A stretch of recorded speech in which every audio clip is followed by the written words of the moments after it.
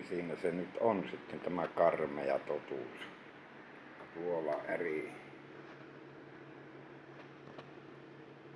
katkes tuolta ja sitten se on vähän niinku tuolta pikkusen näkee, että kyseinen lentokone on kahdessa vaiheessa.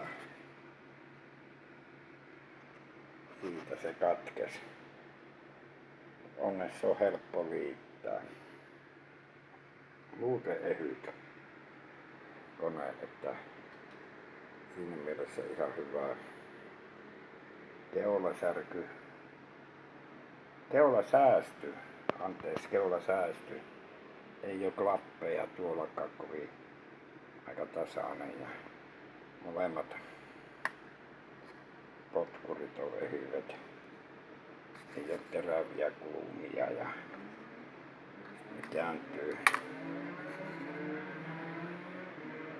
Siinä on vähän liimattavaa siivet otettava pois ja laitettava paikalleen. Voi voi. Siinä ottaa sitten tämä toinen vehe. Aika iso kabiinista. Se on pikkusta vaille valmis. Näihin murheisiin tällä kertaa.